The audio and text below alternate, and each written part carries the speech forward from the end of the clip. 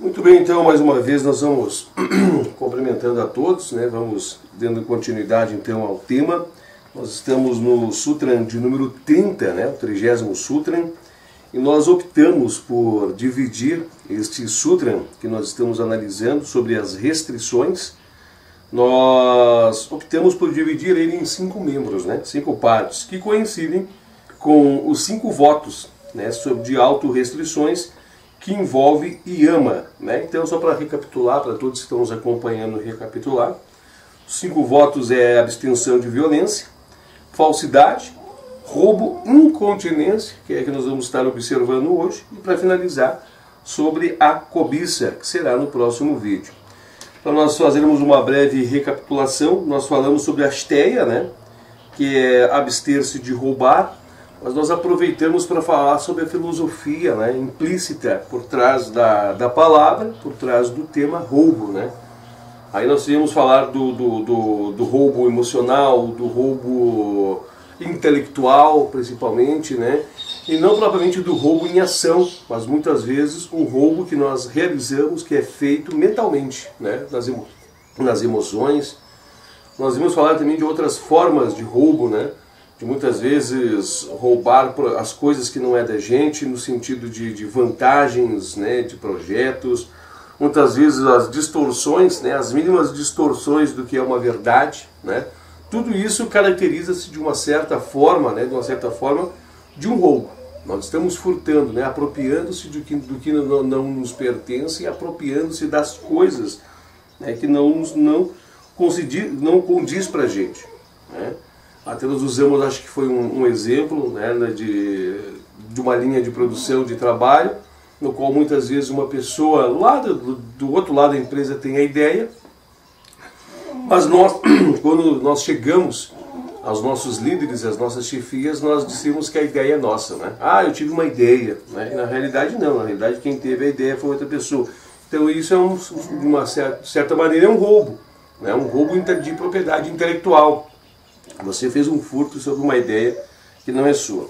Mas aquele vídeo lá, o vídeo anterior, ele traz todas as tratativas, né, sobre esse tema, traz todas as tratativas sobre as reflexões, nos conduzem, né, a refletir, nos conduzem a visualizar de certo modo, a meditar profundamente sobre esse tema, né, o roubo, né. Ele também vem trazer uma conotação de que no universo, né, dentro do universo, dentro do cosmos, dentro da localização que nós estamos inseridos, tudo o que é nosso é nos entregue, né? Vem nos mostrar que nós deveríamos ter, né, uma posição ilibada, que nós deveríamos ter uma posição, né, perante as coisas, né, o nosso observar, o nosso modo de enxergar as coisas. Elas têm de ser não no sentido de apropriar-se, né, da apropriação indébita, sempre esse desejo de ter, de pegar, de ter as coisas, né? Nós temos que estar sempre purificados, nós temos que estar sempre buscando, né, este equilíbrio, né, para nós podermos ter uma sanidade física, né, uma sanidade emocional, uma sanidade mental, para nós termos paz espiritual. Até eu faço um convite para a nossa reflexão quando a gente vê uma pessoa, né, uma pessoa que ela fatalmente ela está envolvida, dependendo do grau, envolvida com as questões que nós tratamos até agora. Você pode ver que essa pessoa ela não tem paz, ela não tem tranquilidade, ela não é uma pessoa que tem paz. Então, com o passar dos anos, ela traz ao seu corpo físico inúmeras doenças físicas, né? Ela traz uma quantidade de situações, né, físicas para o seu corpo, porque ela não tem um equilíbrio emocional. Uma pessoa não consegue ter um equilíbrio emocional para deixar um corpo tranquilo, sereno, né? Você pode analisar também uma pessoa que emocionalmente é uma pessoa muito abalada, ou ela é agressiva, ou ela é brava, ela é uma pessoa muito revoltada com a vida. E você para analisar que é uma pessoa que sempre está tramando, né, sempre conspirando, criando planos e meios. Não há paz, né? Não há paz dentro desses sentimentos. Ok, feito esse introdutório, né, realizada essa parte desse introdutório, nós vamos aproveitarmos, né, para agora na continuidade, pegar algumas reflexões antes de nós entrar em Brahmacharya, né, em Brahmacharya, que fala sobre abstinência, né? Fala sobre incontinência. Nós vamos pegar alguns pontos, alguns tópicos bem evoluídos, bem elevados, para nós refletirmos sobre esse tema que é tão importante, né? Há uma certa advertência do próprio Taimini. O próprio Taimini nos adverte dizendo assim que aqui no Ocidente há diversas distorções, né? Há diversas distorções quanto ao tema Brahmacharya, né? Que sempre é tentado de um modo ou de outro, né? De um modo ou de outro dentro das observâncias ocidentais, sempre colocar condicionamentos e regramentos que façam com que as pessoas, né, façam com que a pessoa, o yogi, o sadhaka, o estudante, tenha flexibilidade em implementar Brahmacharya, né, em sua vida. O que é o Brahmacharya? É a abstinência sexual, né? É a abstinência sexual verdadeira, pura, correta no seu modo de fazer. Não a abstinência sexual translocada, doida, endoidecida, apregoada por muitas religiões que forçam as pessoas a ir a um celibato, né, um celibato forçado, e muitas vezes faz nascer ali um monstro, né? Uma pessoa descontrolada emocionalmente, uma pessoa que não tem controle sobre seus hormônios, sobre suas emoções, um corpo físico muitas vezes, né, debilitado, né, ou muitas vezes a pessoa transgride, comete diversos delitos por não estar muito bem amparado sobre Brahmacharya. Brahmacharya, para nós podermos compreender, né, para o sadhaka que está acompanhando hoje, para você que está aqui vendo esse vídeo, para você que está observando, ter uma observância muito forte do que é o Brahmacharya, nós temos que voltar lá atrás. Nós temos que eu tenho que convidar você a voltar no início nós temos que voltar aqui ao início, né? No primeiro sutra da segunda parte, né, Sadhanapada. O primeiro sutra, ele nos diz que o caminho, né, os elementos que compõem o caminho da yoga externa, né, eles são austeridade, autoestudo e entrega a Ishvara Paranidhana. A palavra austeridade, ele vem nos falar em disciplina, que nós devemos ter a disciplina de amoldar nossos hábitos mundanos, né, nossos atos físicos puramente mundanos, e transportá-los, não vou dizer transgredir, que não tem transgressão, mas é mudá-los, né, adaptá-los, alicerciá-los a uma nova realidade para a qual nós estamos sendo conduzidos. E esta nova realidade para que nós estamos sendo conduzidos é uma realidade espiritualizada, né? É uma pessoa totalmente espiritualizada. Então, como que uma pessoa propriamente espiritualizada, né, poderá chegar a graus elevadíssimos se não tiver com todos os seus corpos purificados, né? Todos os seus corpos purificados. E meditamos também, né, refletimos também, paramos algum instante para refletir sobre o que é o caminho do yoga. O caminho do yoga é a libertação, né? É a libertação, é a chave de todo conhecimento espiritual. É nós sairmos da condição das amarras aonde nós nos encontramos, né, das laqueaduras, né, das amarras, né, das correntes, dos cadeados, aonde nós nos encontramos, do verdadeiro mundo de Maya, né, do verdadeiro mundo da ilusão, do verdadeiro mundo que nos ilude, para nós irmos a um grau de plenitude, a um grau de libertação dessas amarras. Nós sairmos propriamente dito da caverna e migrarmos a uma condição puramente espiritual que nos preenche de equilíbrio, de muito equilíbrio. E quais são os pontos que serão equilibrados? Equilíbrio espiritual, equilíbrio mental, equilíbrio emocional, né? Equilíbrio emocional e um equilíbrio muito forte físico. Então, os elementos constituintes do homem, né, eles passam por uma reformulação, um requadramento, uma harmonização que faz nós ficarmos purificados, puros ao ponto, né, de nós podemos ingressar na yoga superior.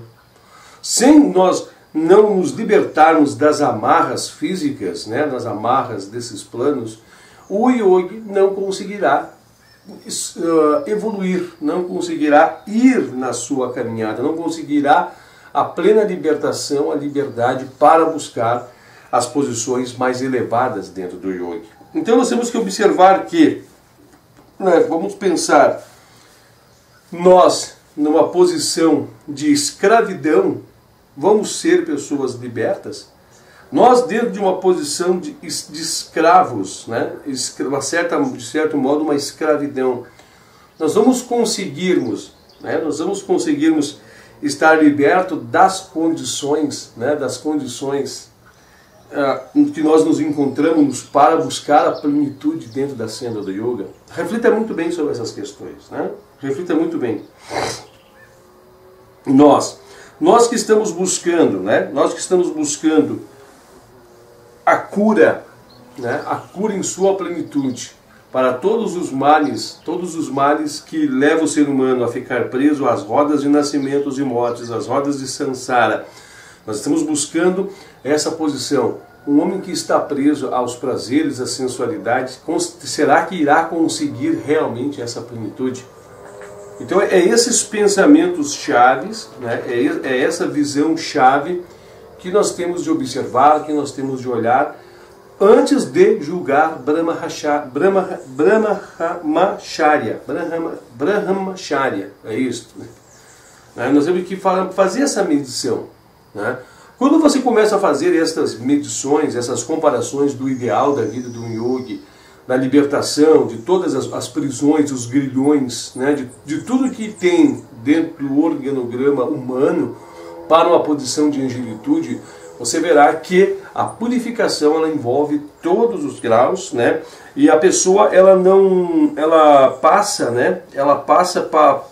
em uma posição de uma compreensão tão elevada, uma compreensão tão superior de valores, né? De valores que estas coisas elas passam a ficar para estas pessoas, né? Essas pessoas em um segundo plano.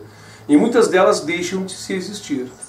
Eu vou fazer uma analogia que me veio agora à mente, uma comparação, para que nós possamos refletir, né? Quando criança, muitos do que aqui estão assistindo o vídeo, ou muitos já ouviram falar que os adultos eles dão chupetas para as crianças, né? Para analisar que a criança, ela vira-se, por assim dizer, ou nesse exemplo que nós estamos aqui criando, uma escrava, né, dessa chupeta. Porque ela utiliza-se dessa chupeta a todo momento, né, para buscar uma fuga emocional. Ela cria por ali artifícios de fuga. Ela está entediada, ela quer buscar ali. Ela está com sono, ela vai ali. Ela está emocionalmente abalada, ela quer a chupeta. Me dá uma chupeta. Ela quer a chupeta. Então ela busca meios de estar preso ali. Isso é um condicionamento. Isso leva ela a condicionamento. E aí chega um momento que os pais querem retirar a chupeta dessa criança. É um momento muito difícil, né, de negociação, tira, a criança fica nervosa, fica toda perdida, seu mundo tudo cai, né? E quando isso consegue, com o passar dos anos, evidentemente, quando ela chega a uma fase de adolescente, uma fase adulta, se tu mencionar para uma criança, né, que ela utilizava-se desse artifício quando era criança, ela não vai nem querer ouvir, ela vai ficar com uma timidez, uma vergonha tão grande. Porque ela vai ver, né, nós vamos observar não somente talvez o ponto social de mico, como a juventude fala, mico, dava de feta ali, mas como também nós vamos ver no plano de fundo, né, uma prisão. Não é uma prisão, nós seres humanos, né, nós capazes de muitos feitos, nós libertos em certos pontos de muitas coisas, ter de estar preso a um artifício dessa natureza, né? Aí você dirá, mas ali havia juventude, não tinha conhecimento, não tem isso. É a posição que nós nos encontramos hoje. Nós estamos presos a estes artifícios, né? A essas fundamentações envolvendo a sensualidade e a sexualidade transgredida, né? A transgressa, eu já vou explicar para você o que eu quero dizer com a transgressa, né? E aí nós vamos ver que quando nós superamos tudo isso, nós chegamos a um ponto de superação, nós não estamos agora, nós estamos dentro do mundo, né, no mundo da sensualidade, sexualidade. Mas quando quando transfere-se, né? Quando ele evolui-se em cima desse ponto e olha lá de cima para baixo e vê o quanto era fraco, né? O quanto era submisso, quanto isso gerava-se prisões e grilhões. O objetivo também de nós entendermos, nós já vamos para a leitura, tá, irmãos? O objetivo de nós entendermos também o Brahmacharya, né? Nós observarmos o Brahmacharya, que a vida do yogi é cobrado dele, né? É cobrado dele um equilíbrio, uma paz, no momento de suas meditações profundas, no momento de seu avançar meditativo, tem de ter uma paz, uma serenitude muito grande. E se a pessoa não estiver plenamente equilibrada, né, mentalmente, emocionalmente e fisicamente, não conseguirá ir longe, né, no caminho do yoga. Nós não conseguiremos avançar nos caminhos do yoga. Tá? Reflitamos essas questões. Agora, um outro detalhe que fica muitas vezes no plano de fundo, e é muito interessante que eu faça um convite agora para que cada um dos envolvidos aqui, sejam homens, mulheres, que cada um dos envolvidos nesse vídeo, né, faça uma seguinte reflexão. Como você é, sexualmente falando, na tua sensualidade? Você é uma pessoa escrava da sexualidade, do sexo, da sexualidade, da sensualidade? Você se julga uma pessoa impulsiva, né? Uma pessoa impulsiva para a sensualidade, a sexualidade. A sensualidade, ela está atribuída a prazeres, né? A prazeres de diversos modos, Muitas vezes cheiro de cheiros prazerosos, de perfumes, né? Que, né, mexem com você. Muitas vezes ao olhar, né, muitas vezes as pessoas têm prisões de olhar, tem que olhar fisicamente uma pessoa, admirar alguma pessoa fisicamente. Muitas vezes os homens, né, quando as mulheres passam, geralmente os homens têm que olhar para trás, né, é um impulso que faz os homens olhar para trás. Muitas vezes a observação e a elevação de atributos, né, Teve um período muito gritante, acho que foi entre a década de 90 e 2000, que os comerciais de televisão eles eram tão apelativos para esse senso, né, porque sabiam que mesclando o desejo com uma sensualidade muito forte, ativavam, né, princípios de ações das pessoas, faziam com que as pessoas agissem. Então o que eu quero dizer para vocês, se nós fizermos uma observação muito apurada e sincera de cada um de nós, como nós nos vemos nesses aspectos, né, como você encara essas coisas, como você vê esses elementos que nós acabamos de citar agora aqui, nós veremos que muitas vezes nós não nos compreendemos em diversas situações, né? Pare para analisar e tente agora colocar um pensamento de um domínio sobre essas coisas. Você conseguiria dominar essas coisas? Envolvendo os primeiros alicerces da sensualidade, né? Envolvendo dentro das próprias cavidades da sensualidade primeiro, né? Quantas vezes nós vemos pessoas que de uma maneira ou outra, para sentir-se bem, elas tentam, né, provocar nas outras pessoas uma atração que envolve sensualidade, né? Não propriamente a parte do sexo propriamente dita, mas a sensualidade, né? As pessoas botam roupas que marcam, botam roupas detalhadas, roupas marcantes, roupas que torneiam, né, cabelos, todo um estereótipo, né, criado, mas com o objetivo de atiçar cobiça, atiçar desejo, né, atiçar isso. Então você começa a analisar, você começa a ver que nessa constituição desses elementos, né, desses elementos aqui citados, muito por alto, sim, muito sem tocar, quem sabe, bem na ferida, propriamente dito, você começa a ver que existe uma forma de um gatilho emocional que prende pessoas. Quantas pessoas não estão presas e quantas pessoas não são vítimas de tudo isso, né? Quantas pessoas não saem de uma posição em que causam rupturas matrimoniais? Quantas pessoas não saem de uma posição onde se encontram, né, e viram pessoas vulgares, né? Pessoas aprisionadas, pessoas que ficam presas. E nós dentro do âmbito humano, dentro do âmbito humano, não podemos nos julgar isento de estar ligado a tudo isso.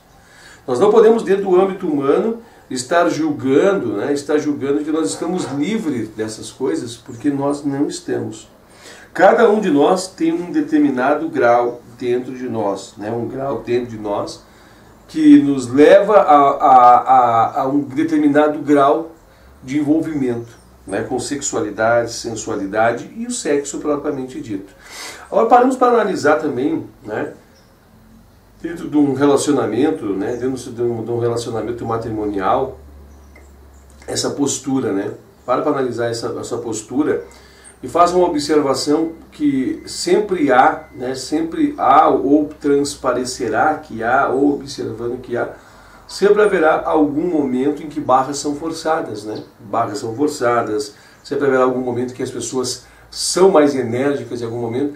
Isso não mostra, muitas vezes, uma possessividade, isso não vem, muitas vezes, mostrar, não somente a possessividade, mas como também um domínio, né, uma influência de domínio através, muitas vezes, de problemas emocionais dentro da pessoa. As pessoas fazem apelos, né, fazem situações para colocar seus parceiros ou parceiras em situações, né, de fazer as coisas muitas vezes próprio contragosto, né? E situações assim, nós podemos mergulhar e caminhar para analisar diversas situações. Então você para analisar que muitas vezes a sensualidade e a sexualidade fazem nós passarmos até mesmo do bom senso. E nós analisamos que a nossa humanidade, de certo modo, envolvida nesses traços, ela é uma sociedade doente, né? Doente. Nós temos coisas que aparecem e quando aparecem elas são horrendas de se ouvir, né? Nós vamos falar de estupros, né? Nós vamos falar de muitas vezes pessoas em situações de aborto ligado a essa situação, né, de ter uma sensualidade desregulada, desenfreada. Nós vamos falar de muitos absurdos, né? Nós vamos falar de traições dentro de ambientes, né? Nós vamos falar de um desregramento, uma desregulação sexual muito grande. As pessoas pouco tocam nesses temas por ter timidez e vergonha, mas ocultamente dentro de cada uma delas fervilha, pipoca, né? E tudo isso tem de ser tratado, porque isso são prisões, isso são amarras. Para o yogi isso são condicionamentos, né? Para o yogi isto são elementos que o conduzirão ao fracasso. Eu tenho certeza que a partir de hoje, né, logo após o fechamento desse nosso vídeo, você vai observar as coisas em outro ângulo, né? Você vai estar olhando as coisas de um outro modo e você vai estar também auto-observando-se com o passar dos dias, com o passar dos meses, e você verá tudo que eu estou falando em você. Você verá amarras, você verá prisão, né? Uma pessoa que está buscando liberdade tem de haver prisão para ele, né? Em buscar muitas vezes uma satisfação através, né, da sensualidade, através do sexo, uma satisfação talvez física, uma satisfação emocional e no plano de fundo uma satisfação mental, né? Uma satisfação mental. E se você olhar os elementos que constituem muitas vezes, né, o sexo em si, você verá que muitos deles é ligados à emoção e muitos deles é ligados à questão que envolve, né, envolve a mente. Tudo inicia-se na mente. Tudo inicia-se dentro do plano da mente, né? Tudo é colocado, a semente é colocada no ambiente, o ambiente germina e por aí vai e prolifera. Né? Evidentemente que existe essa finalidade, esse propósito com fins reprodutivos. Aí é outro elemento, é diferente. Nós estamos falando da escravidão, né? A pessoa que torna-se escrava desses elementos. A pessoa que está, de certo modo, escrava dessas situações e não percebe, e não consegue libertar-se desses elementos, né? Não consegue evoluir, não consegue seguir em suas vidas por esses elementos. Tem muitas pessoas que extrapolam barreiras, passam de qualquer barreiras da média humana, uma média humana. Estão muito abaixo da média humana, fazem absurdos, loucuras, envolve em situações, redemoinhos, tudo isso envolvendo sexualidade ou sensualidade. Outro detalhe que nos chama atenção também, nós já vamos chegar à leitura, Até eu quero destacar que a leitura hoje ela é uma folha, né? Ela tem 2 rostos aqui para nós lermos, mas ela tem muito ensinamento, que o próprio Taimni ele vem nos trazer uma advertência que pela busca da sensualidade nós transgredimos até mesmo a vida, né? Para a busca de fragrâncias, essências, perfumes, prazeres em nossas vidas, nós criamos e infligimos morte, violência, tortura e agressões psicológicas e emocionais e todo tipo de agressão física a um milhar de espécies, né, e de animais e de vidas e dos reinos. Nós transgredimos, nós transpassamos, nós maltratamos os outros reinos para a satisfação da sensualidade e sexualidade. É incrível, né? Nós matamos animais para poder utilizar, sentir, né, a sensualidade de usar as suas peles, né? Aí tem que observar no plano bem profundo, tá? Usar suas peles. Nós, para adornarmos os nossos corpos, né, nós não medimos consequências para sentir o prazer, né, para sentir o prazer da realização, para ter o desejo de andar com nossos corpos adornados, né, para mostrar tudo isso. Baleias são assassinadas, são mortas, animais, né, de toda variadas espécies são mortos para que sejam confeccionados com ele produtos para que se trabalhe a nossa vaidade, né, para que a nossa vaidade seja trabalhada, a nossa sensualidade. Nós, pela questão da sensualidade, da sexualidade, nós trazemos impurezas, né, para dentro do nosso corpo. Nós colocamos diversas impurezas para dentro do nosso corpo, nós maltratamos o nosso organismo, nós desestabilizamos emocionalmente, nós trazemos para nós, infligimos para nós um dano, né, irreversível e irreparável ao nosso corpo, né? Você já viu a ligação que é criada, né, com álcool e sexo, né? Veja, observe no plano de fundo dos comerciais, observe no plano de fundo, até mesmo do objetivo das pessoas saírem para beber, né? As pessoas saem, bebem, aí ficam mais dispostas, mais alegres, mas qual é o objetivo de você sair? O que você quer buscar no plano de fundo, né? Lá no plano de fundo, o que você quer buscar? Está lá, está escrito, está incrustado. Eu quero sair para me divertir. Mas tem um propósito profundo, é só você querer aceitar dentro de você para poder analisar. Então, olha quanto isso inflige, né, o caos, quanto isso transgride a harmonia, o quanto isso transgride o equilíbrio, e quanto isso transgride a paz. Quanto isso traz emaranhados kármicos, né, quanto isso traz uma teia kármica, uma teia de situações. Então acontece o quê? Na vida de um yogi equilibrado, na vida da realização, né, da caminhada do yogi, esses constituintes não fazem parte, tá? Esses elementos não poderão fazer parte. Mas uma coisa que até hoje eu consegui aprender dentro das minhas experiências yogicas, né, dentro do caminho do yoga, que combater tudo isso aqui é a maior fria do mundo. Né? É o maior erro do mundo, você se renegar, se fechar. Nós temos que colocar dentro de nós, através do autoestudo, através da compreensão, através da mantralização, através das orações, através da meditação, nós temos que fazer o contrário. Nós não devemos combater esses elementos a ferro e fogo, mas nós devemos trazer para dentro de nós o conhecimento. Né? Nós devemos instalar-nos dentro de nós o conhecimento, nós devemos buscar nós devemos buscar dentro de nós a purificação, né, da intuição, nós devemos buscar cada vez de nós. Eu estou tentando lembrar, meus irmãos, fugiu para mim o termo adequado, né, fugiu o termo adequado que é utilizado na fraseologia do caminho do yoga. Mas nós temos que buscar iluminação, tá? Não era bem essa palavra, não é essa a palavra, me fugiu agora certamente, mas nós temos que buscar iluminação. O que a luz faz? A luz, quando ela começa em seu ambiente, ela clareia, né? Ela clareia, ela dissipa as trevas. Quando preenche somente de luz, não há espaço para a escuridão, não há espaço nem para as sombras, nem para as trevas, fica somente a luz. E é isso que nós temos que fazer, nós não devemos combater esses elementos, né?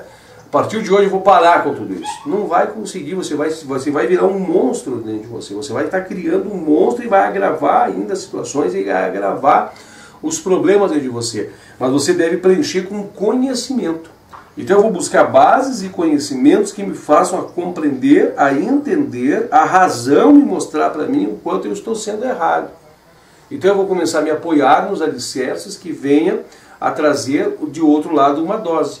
Imaginamos uma dose que venha trazer do outro lado, né, os elementos necessários para que eu possa me modificar. Imaginamos assim, irmãos, um copo, né, um copo cheio de água suja. Cheio de água suja. E aqui eu pego do outro lado um balde cheio de água limpa e eu derramo dentro desse copo. A água chega a um determinado momento do copo e transborda. E começa a transbordar. E, consequentemente, a água que está caindo força com que aquela água saia para fora para uma outra água entrar e ocupar o copo. Se você seguir esse processo, a um determinado momento ficará água limpa dentro do copo. É esse o processo. É esse o processo que nós estamos convidando aqui. É você colocar conhecimento, colocar coisas novas, trazer outros elementos que constituem a tua base de princípios morais para você sair dessa situação. Eu quero dar uma olhada aqui, eu quero ver se eu consigo encontrar, irmãos, o sutra que trata desse. Tem um sutra específico, né, que trata sobre isso. Eu quero trazer um nome propriamente dito do que é. Do que realmente nos...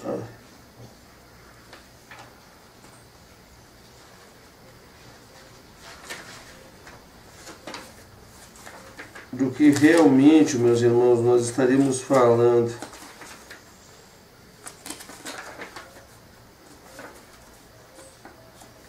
Não sei se eu vou conseguir encontrar agora.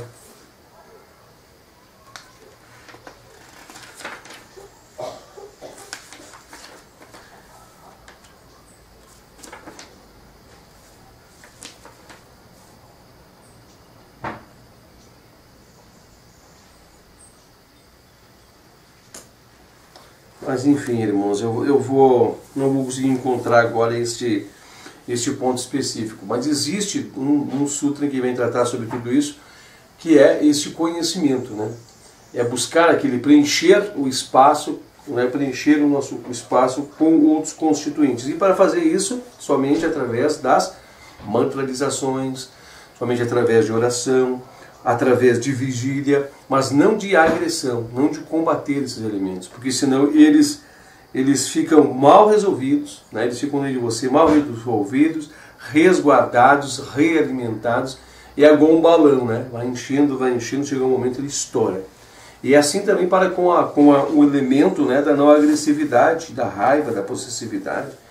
Você fala, até mesmo o humano, ele fala, né? Ele diz: eu segurei, não aguentei mais explodir. Tive uma hora que tive que botar para fora isso aqui. Então significa o quê? Vai enchendo. Então, ou seja, nós não devemos alimentar o balão. E não devemos agredir o balão. Nós devemos cercar de elementos que o ar não entre no balão, né? Então é outro caminho. Não é bloquear. É buscar, me foge o nome da palavra agora, é buscar a compreensão. Eu vou dizer isso, mas é buscar a compreensão para que nós possamos superar tudo isso, tá? Eu sei que nós poderíamos aqui ficar falando bastante coisas, mas nosso encontro ele é baseado em 1 hora. E nós já estamos passando já, né? E eu quero fazer o convite para nós fazermos a leitura então de Brahmacharya, né? Nós estamos na segunda sessão, Sutra de número 30, no qual nós estamos falando então dentro do número de número 30, nós estamos falando das autorrestrições. E nós queremos estar falando, então, dentro das autorrestrições, hoje parte 4, falando sobre Brahmacharya, né? Acho que é a parte 4 ou parte 5? Acho que é a parte 5, né? Deixa eu ver, a gente fez um introdutório, era a parte 1.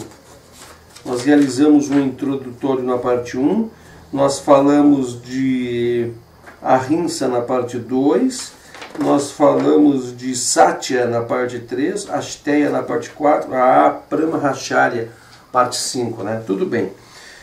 Vamos lá então. Aqui diz assim, ó, Brahmacharya.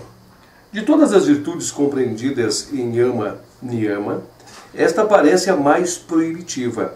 E muitos, eu vou segurar aqui por causa do direcionamento, que hoje eu estou sem o outro gravador, eu estou com o gravador da câmera, né? Então eu vou segurar aqui para a voz ir reta aí. Vamos lá. De todas as virtudes compreendidas em yama niyama, esta parece a mais proibitiva, e muitos estudantes sérios, profundamente interessados na filosofia do yoga, esquivam-se da sua aplicação prática em suas vidas, porque temem de desistir dos prazeres do sexo. Muitos escritores ocidentais têm tentado resolver o problema sugerindo uma interpretação liberal de Brahmacharya, considerando não em termos de completa abstinência, mas de atividades regulada e moderada no âmbito dos laços matrimoniais. O estudante oriental mais familiarizado com as atrações e reais condições da prática de yoga não vai cometer, ou melhor, não comete tal engano. Ele sabe que na verdadeira vida do yoga não há como associar a autoindulgência e a perda de força vital inerente aos prazeres da vida sexual que ele precisa escolher entre as duas. Não se espera dele que renuncie a essa vida sexual total e repentinamente, mas terá de fazê-lo por completo antes que comece a praticar de forma séria a yoga superior, diferente do estudo meramente teórico ou até mesmo das práticas preparatórias. Ponto. Segura aí. Aqui fala sobre força vital, é um ponto bastante forte que eu me esqueci de dizer para você, que nós temos a força, a energia Kundalini, né, dentro de cada um de nós, e que as respirações, os exercícios de respirações, pranayama, né, os exercícios de pranayama, visam nós libertarmos-nos da energia Kundalini e fazer a Kundalini subir, né? Aproveitando-se dessa energia que está presente, né, na parte energética de nosso corpo, aproveitando-se para também buscar Samadhi, né, o equilíbrio Samadhi e uma série de outras potencialidades. Inclusive saúde plena, restabelecimento da saúde, reequilíbrio do corpo, uma série de questões que nós vamos estar tratando mais adiante. Né, mais adiante.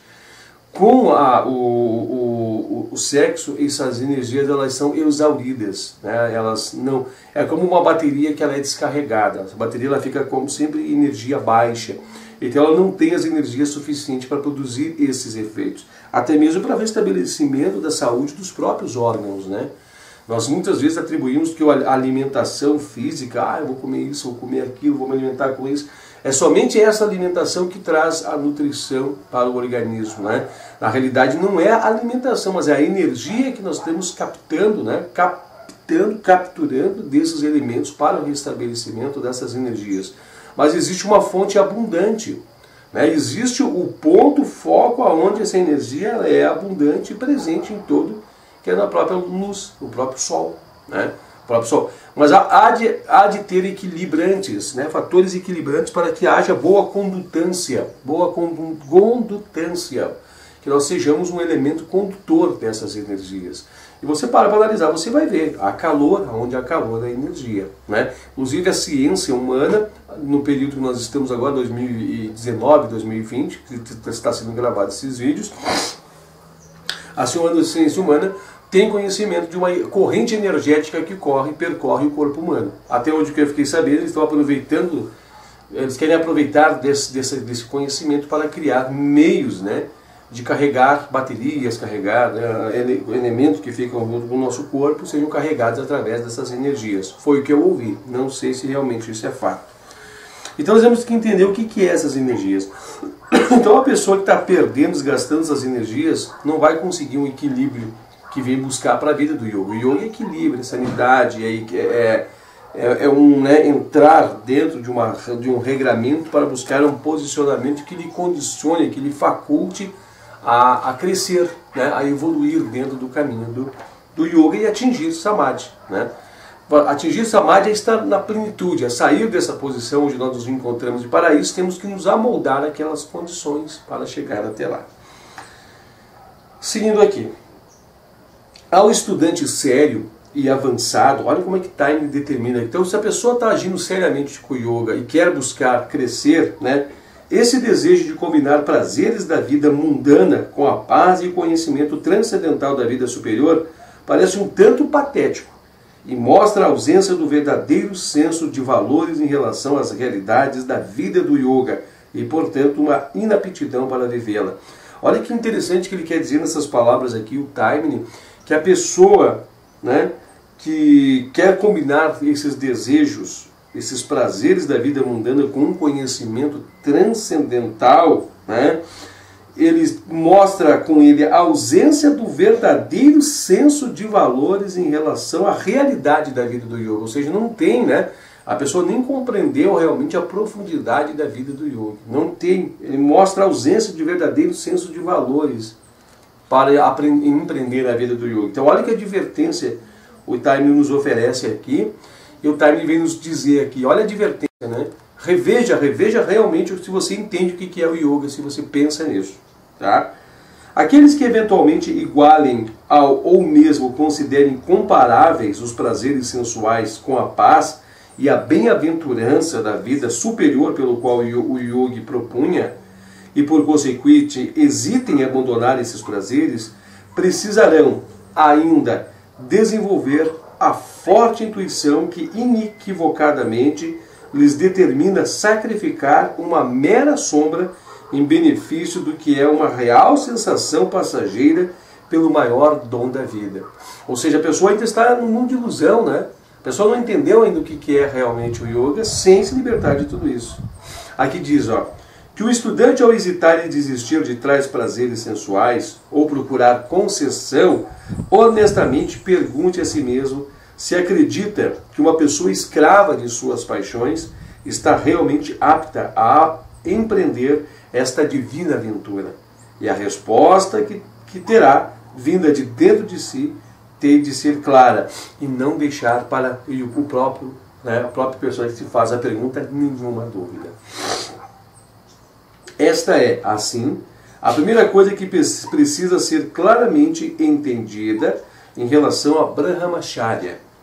A prática do yoga superior requer completa abstinência da vida sexual, não sendo possível qualquer concessão nesse ponto. E vamos fazer um ponto aqui também. Lembra de Gandhi, né?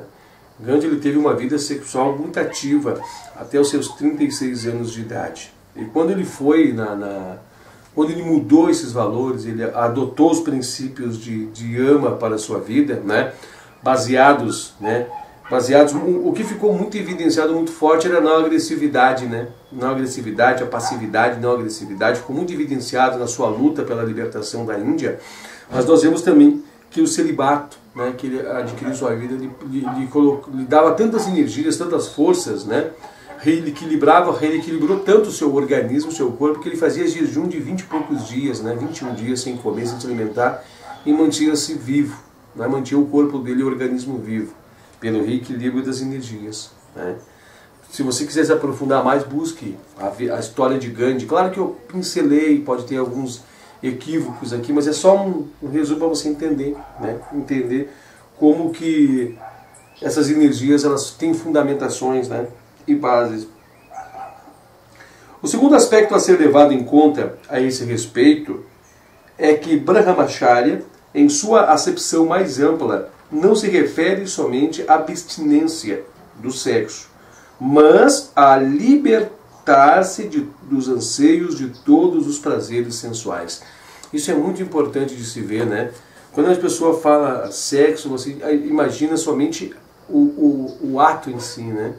Mas vamos imaginar a libertação de todas as prisões, todos os grilhões, as amarras que tem ao entorno de tudo isso. Eu citei alguns deles, né, na nossa primeira parte de introdução, e o Taimni ele nos conduz para esse ponto, né? Olha o que ele fala aqui, ó.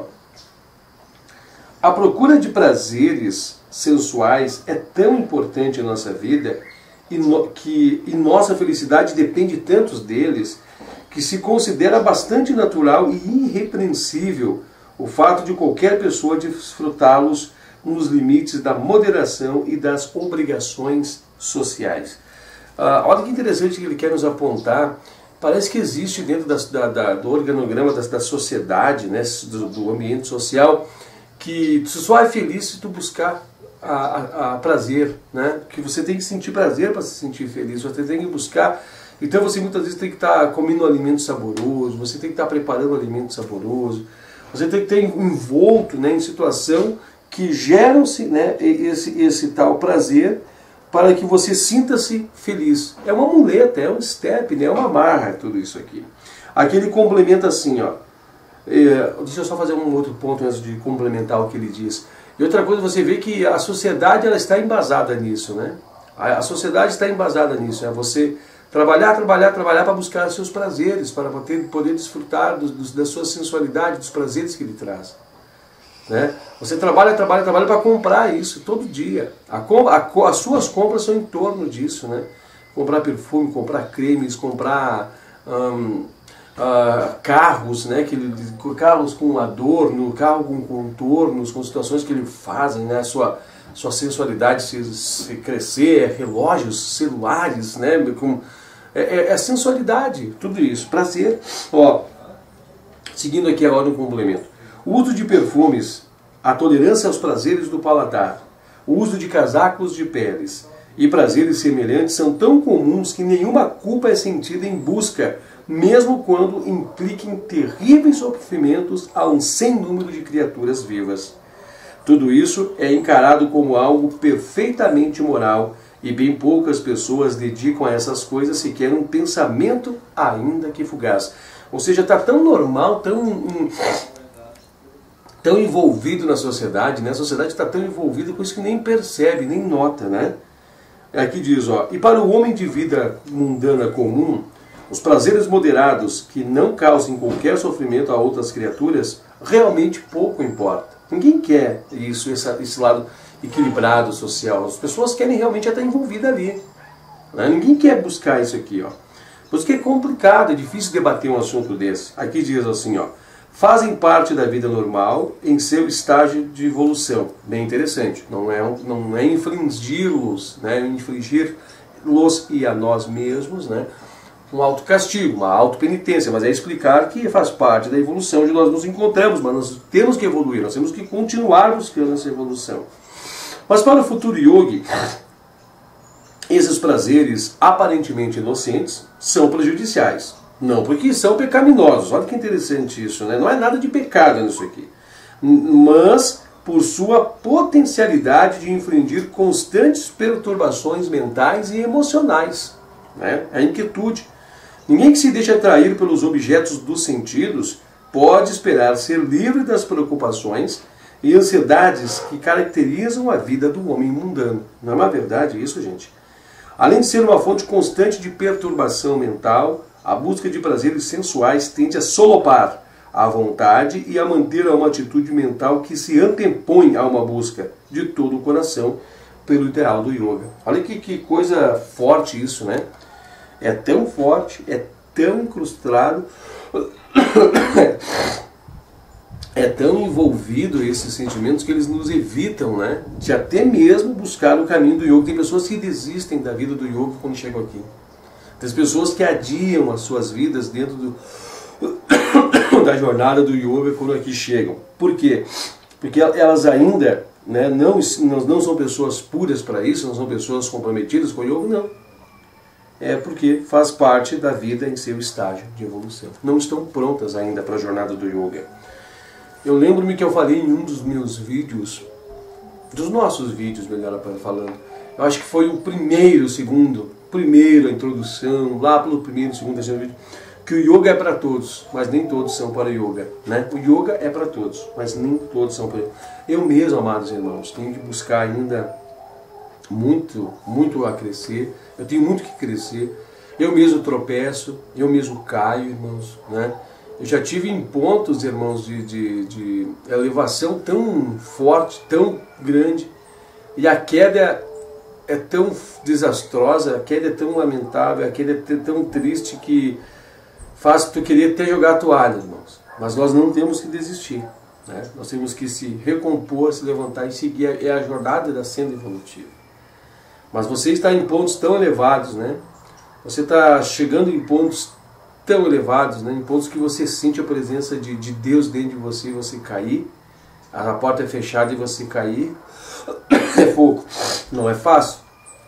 A gente se sente a gente sente assim, não é perdido, não é escorraçado, a gente sente que perdeu o brilho, a gente sente que perdeu. E é isso na realidade que aconteceu, né?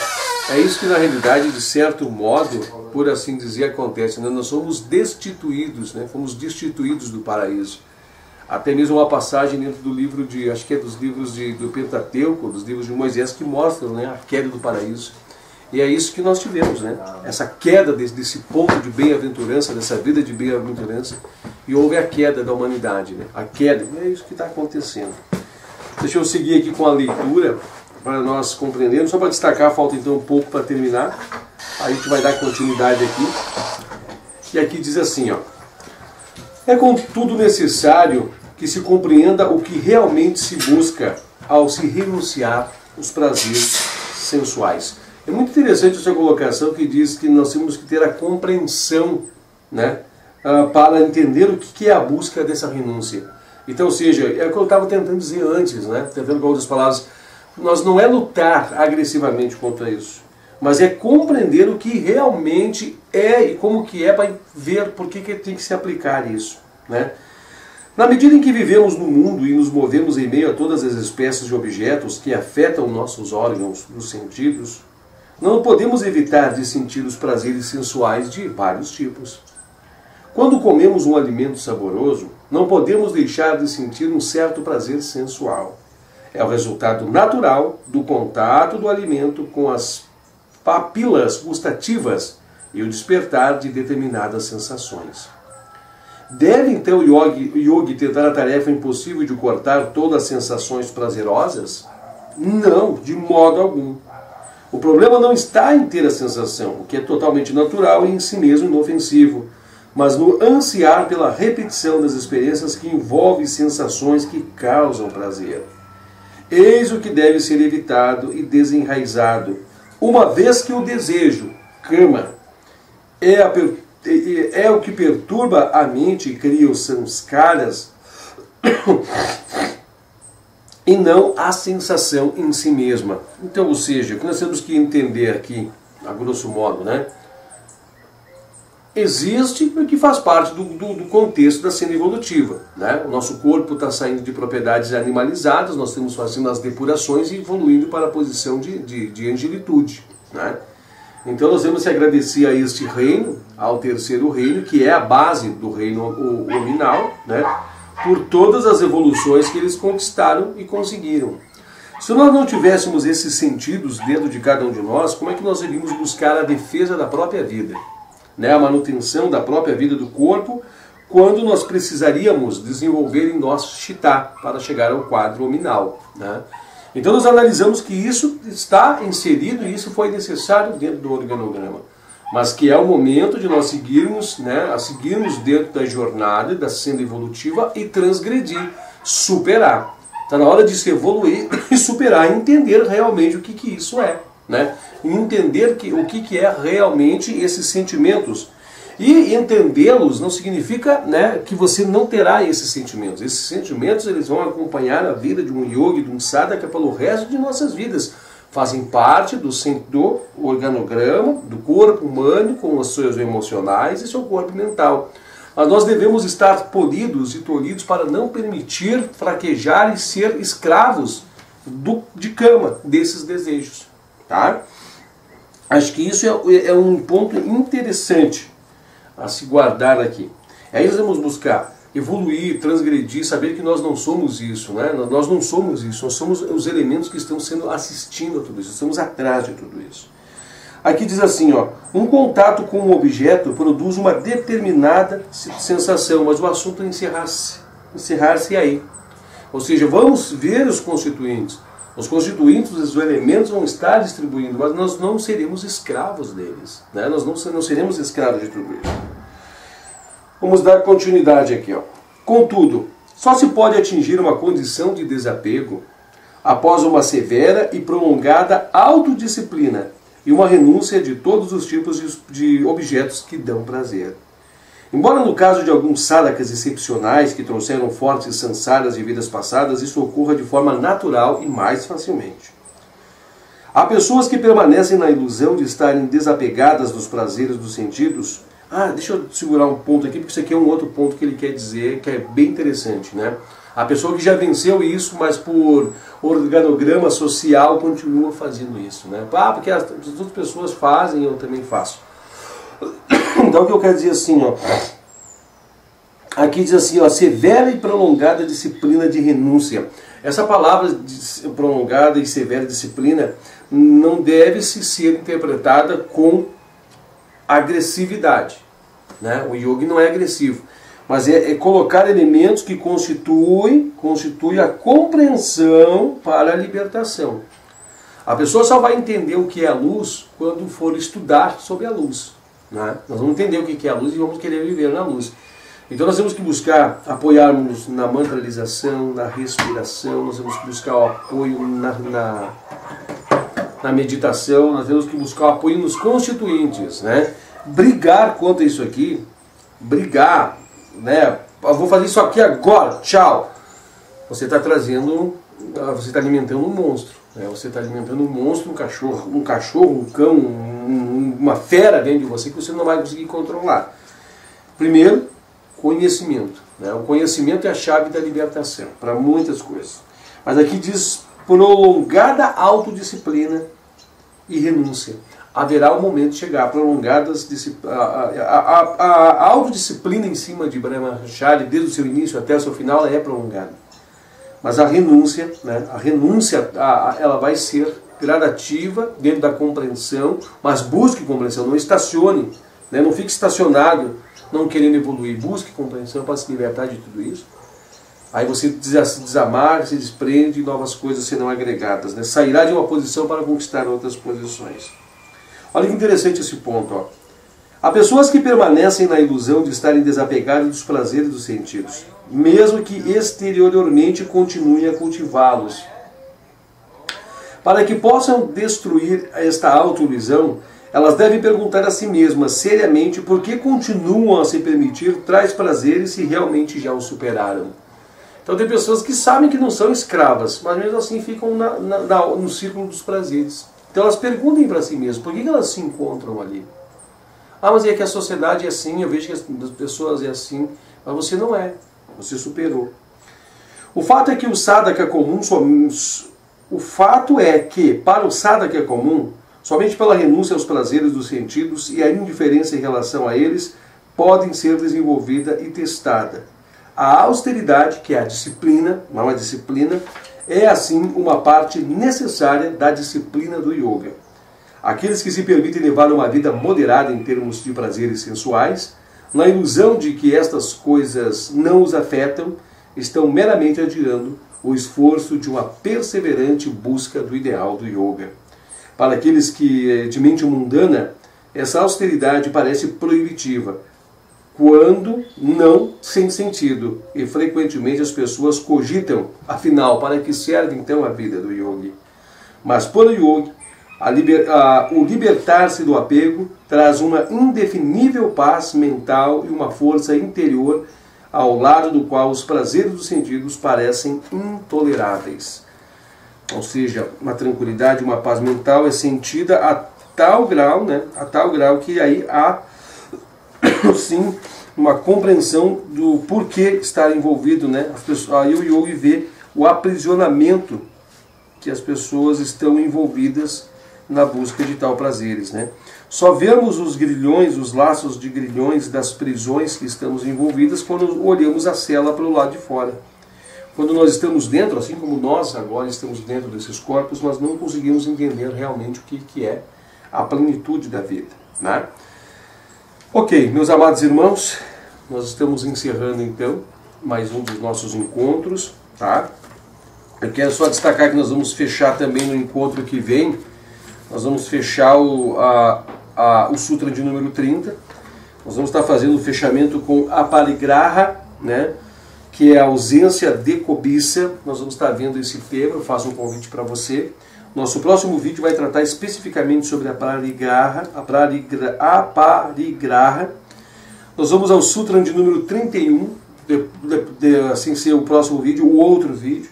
O Sutra de número 31 nós vamos fechá-lo em uma parte só, né, porque assim ele o permite, que ele vem falar sobre, ele vai nos trazer alguns apontamentos para nós fazermos algumas reflexões sobre o grande voto, sobre nós estamos preparados para esse tipo de voto, se você está pronto para esse tipo de voto, situações que você vai ter que enfrentar com esse voto, né? Eu não vou mencioná-las agora nem por exemplificações, porque é uma raciocínio, uma reflexão muito profunda que nós vamos ter lá naquele momento, e depois nós iremos ao Sutra de número 32.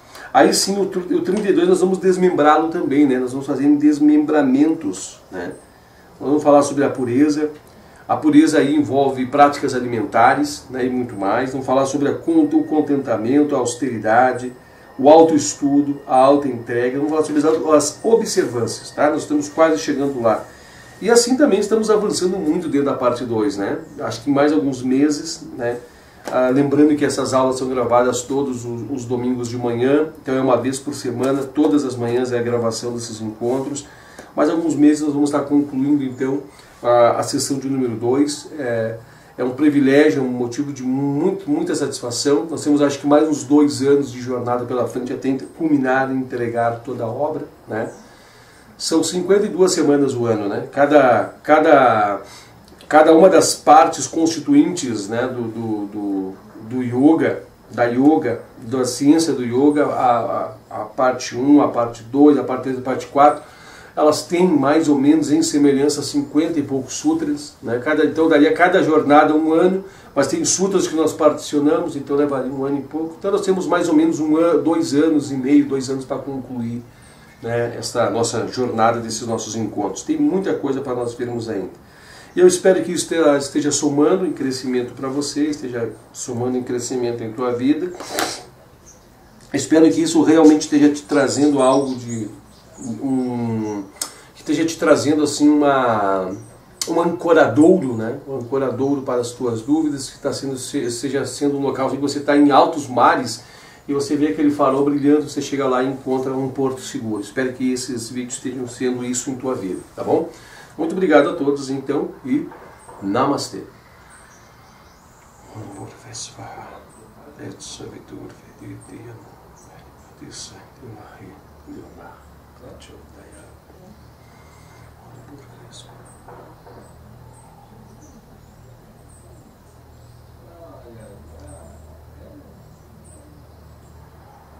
Deus infinito.